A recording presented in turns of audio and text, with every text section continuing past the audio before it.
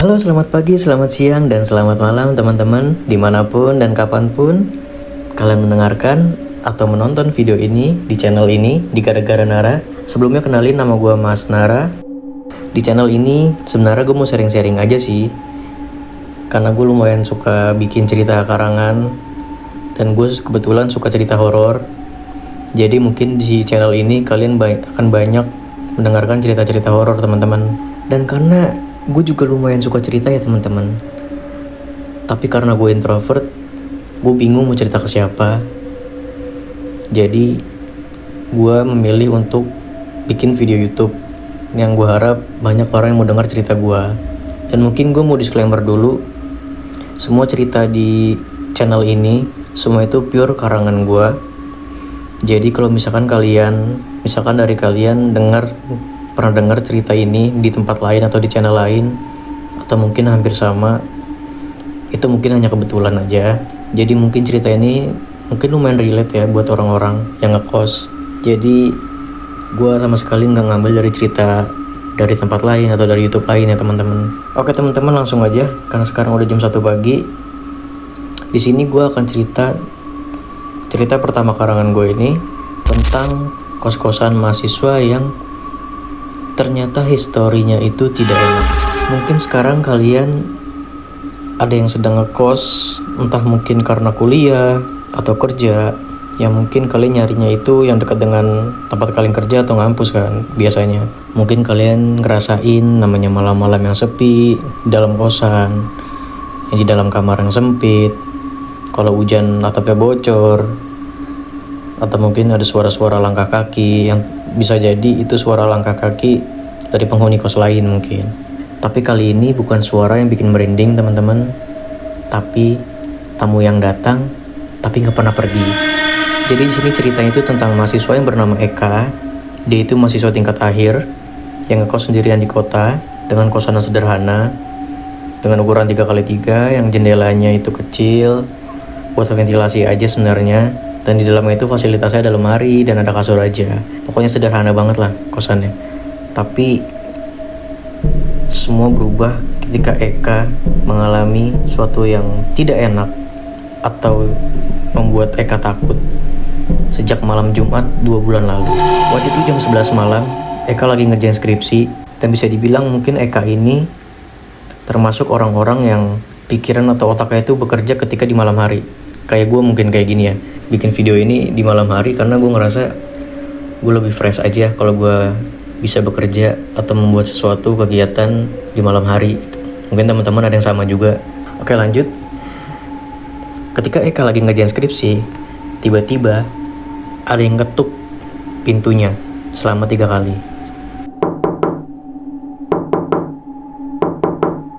Nah, kalau di posisi kayak gini, buat kalian yang ngekos, kalau di malam hari tiba-tiba ada yang ngetuk pintu kalian, pintu kosan kalian akan ngapain? Apakah kalian akan diemin aja? Atau kalian teriak dari dalam menanyakan siapa atau ada apa? Atau mungkin kalian akan buka pintunya karena rasa penasaran kalian. Dan Eka ternyata buka pintunya teman-teman. Karena apa? Ya karena penasaran. Setelah dia buka pintunya, dia melihat ada seorang laki-laki yang kira-kira berusia 30 tahun dengan rambut yang klimis, pakai jaket hujan. Dia senyum dan bilang, "Saya tamunya Anton, kamar nomor 2, tapi Anton gak pernah buka pintu. Bisa numpang duduk dulu gak mas? Sebentar." Di situ Eka agak bingung sebenarnya, tapi karena merasa gak enak, dia persilakan masuk. Dan posisinya juga lagi hujan, lagi deras ya teman-teman. Tapi tamu itu tidak banyak bicara teman-teman. Dia cuma duduk, lihat-lihat sekeliling kamar kosnya Eka, kadang senyum sendiri. Dan setiap Eka tanya sesuatu, dia cuma jawab singkat. Contohnya, "Rumahnya di mana mas?" "Dekat." "Kerja di mana?" "Serabutan." Setelah 15 menit, Eka mulai ngerasa gak nyaman dengan orang ini. Tapi sebelum dia sempat bilang apa-apa, orang itu tiba-tiba berdiri dan keluar. Tanpa pamit, tanpa suara, pintunya gak ditutup rapat teman-teman. Kayak tiba-tiba menghilang aja gitu. Besok paginya Eka cerita ke pemilik kos, tapi ibu kos malah heran. Ibu kosnya bilang, "Mas Anton kamar 2 udah pindah mas, 2 minggu lalu. Kamar itu kosong sekarang." Loh, Eka kaget dong. Dia mengecek kamar nomor 2 tersebut. Ternyata benar terkunci dan kosong, gak ada siapa-siapa.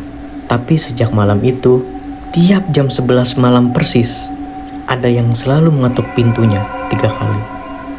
Tok, tok, tok. Sama persis, karena dia punya pengalaman malam yang tidak enak dengan orang itu sebelumnya. Eka udah gak berani buka lagi. Tapi suara ketukan pintu itu tetap ada, terus menerus. Kadang pelan, kadang kenceng, kadang tidak di pintu teman-teman, tapi di jendela. Kalau kalian di posisi Eka sekarang, kalian bakal tetap buka pintu nggak? Tapi di malam-malam berikutnya, karena Eka penasaran, Eka coba rekam suara tersebut menggunakan handphonenya. Tapi yang terekam justru bukan suara ketukan pintu, tapi justru suara pelan, kayak sebuah bisikan. Bukan kamar ini, bukan yang ini, bukan kamu. Akhirnya Eka mutusin buat pindah kos. Tapi sebelum dia pergi, ibu kos cerita sesuatu yang selama ini dia tutupi. Dulu di kamar nomor 2, Mas, pernah ada tamu cowok yang salah masuk kamar.